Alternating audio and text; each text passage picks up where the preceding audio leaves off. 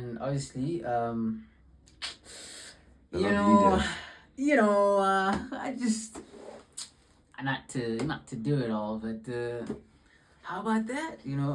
Technically not top of the table by like alphabetical technicalities, but yeah, Kaizer Chiefs getting another. Okay, but to be fair, Kaizer Chiefs did this last year as well. Yeah. In fact, last season we even beat Amazulu 3-0 in our second game. We thought we were taking the loss. So this is not new.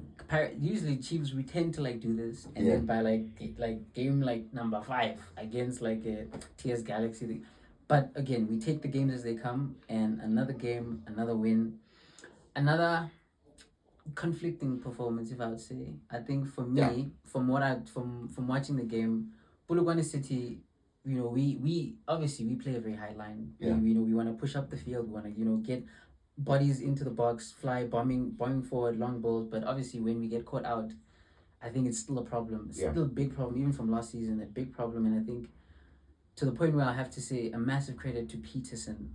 I'd say Peterson was probably one of the players that we can say we owe a massive credit to, in the sense of he really, I wouldn't say kept us in the game. I'd say most of the chances were not as clear cut as I'd say, but they were getting into a box. They were giving us a tough time. Yeah.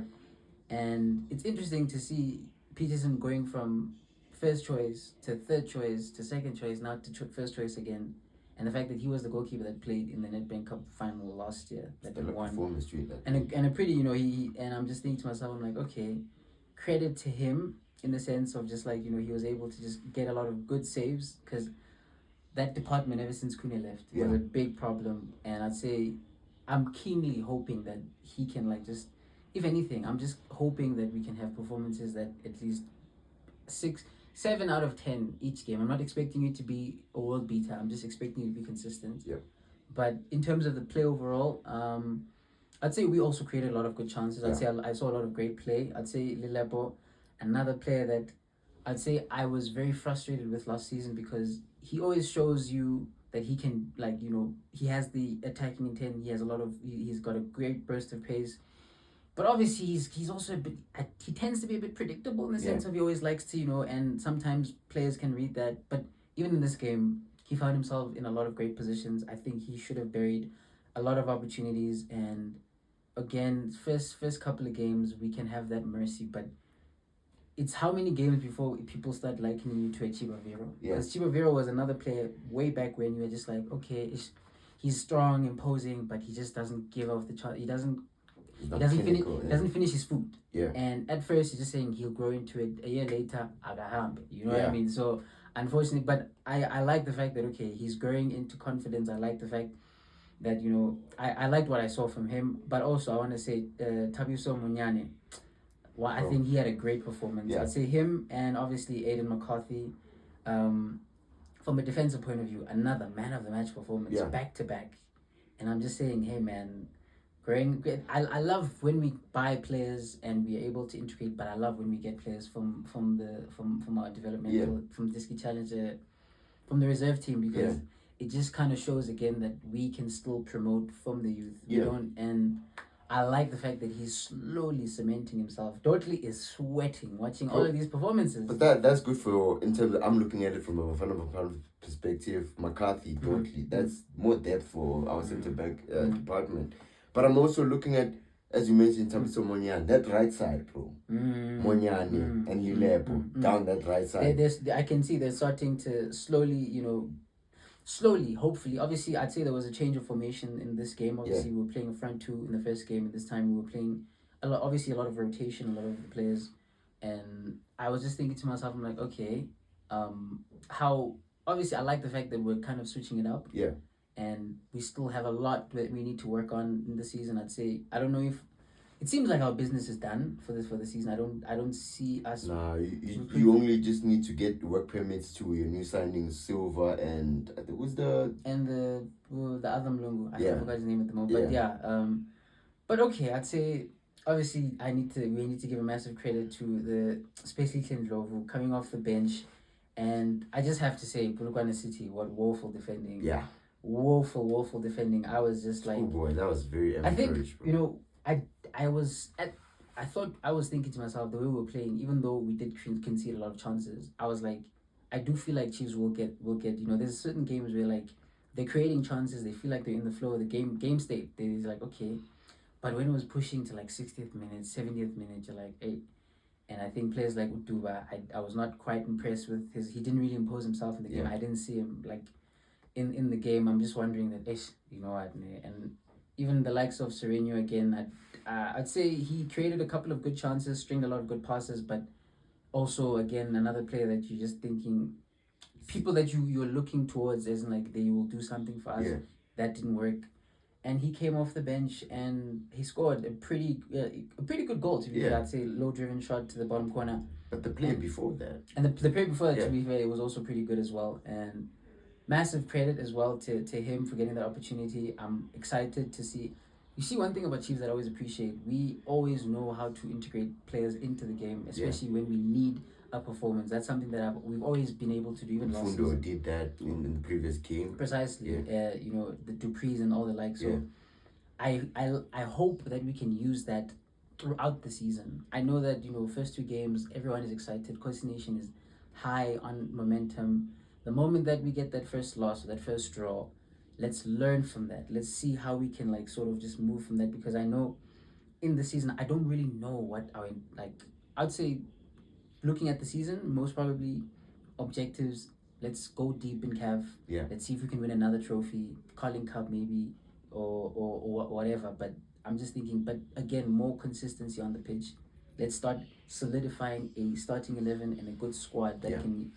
But overall, man, two wins off back to back. I'm happy as a fan. I'm happy in terms of performance. I would like a bit more, but hey, it is what it is. But yeah, man, it is what it is. But in terms of the division as a whole, I feel like no one was expecting to see Durban City, Marumo Gallants up there after the first 2 games. You think Gavin can do it again?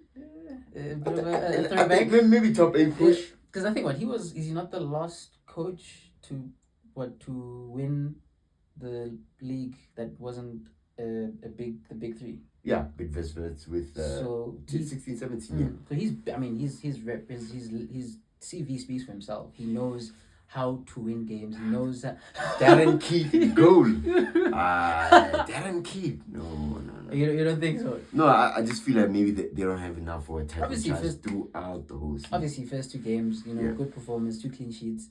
I'm keenly excited to see what he's able to do. Again, Gavin Hunt, I have a very weird history with him, I guess so, but again, he's a great coach. I think, he's a coach. I think when he got sacked last year from SuperSport, you were thinking, maybe it's time to hang it up.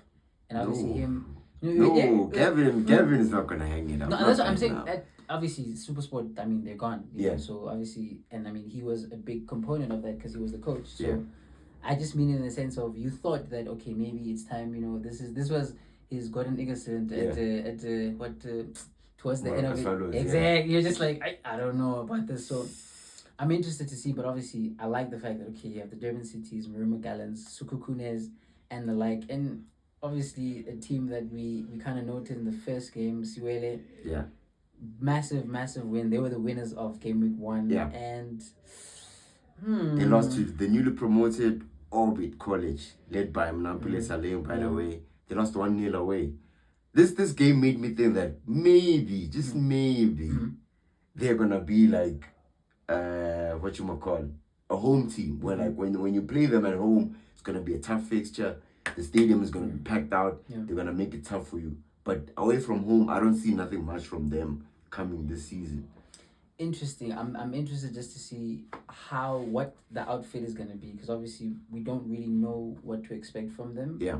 But I'd say quite disappointing, I think, because the momentum. Everyone was just kind of. But again, it's the first 2 games. We're just kind of looking at what we have in front of us right now. But other than that, I'd say the table looks. I'm loving the table. It looks beautiful at the moment. But obviously, still, I think we can only start like really talking about the season from like game week probably 7 to 10. I think. But so far, it's looking very interesting. The league is looking very competitive, very not a lot of goals scored in this round. Yeah. But I'd say just a lot of interesting results all around. Yeah. And I'd say I'm happy. Other than that, any final thoughts? Just a recap of the score lines. Sundowns 2-0 versus AmaZulu. Marumo Gallants getting the big win versus Orlando Pirates 2-1.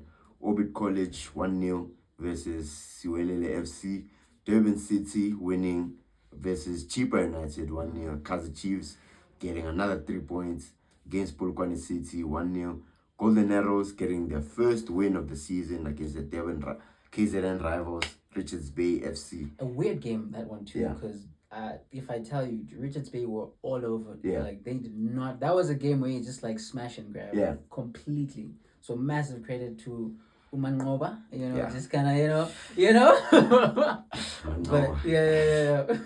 But Makesi, 1-1 draw with Stellenbosch. It's looking like it's gonna be a tough season for Stellenbosch. They haven't started the season quite well. No, I guess I think I'd say it's premature, but I'd say again maybe let's just see how it goes in terms of the season, like moving forward basically. And Skukune, the fourth team to register 2 wins out of 2 the beginning of the season. They're cooking something. They would think. They're cooking something. They would think. I just hope that these teams. This is not just like a phase. This is just like I hopefully we can see them really just like pushing the big teams. Yeah. That would just be like, it would really bode well for the season. But overall, game week 2 came thick and fast, and man, we're loving it. We're loving the football we're seeing. We're loving the results. We're loving the competitive nature of it. And please, more of the same. But from ourselves here at No Foul Plays ZA, we just wanted to share our thoughts. Please let us know what you guys think, what you guys thought about the season so far. Who do you think are gonna be within that top 8, top 4, top all of that? Please let us know. But for myself, Mo and VJ here at No Foul Plays ZA, stay tuned in. Cool.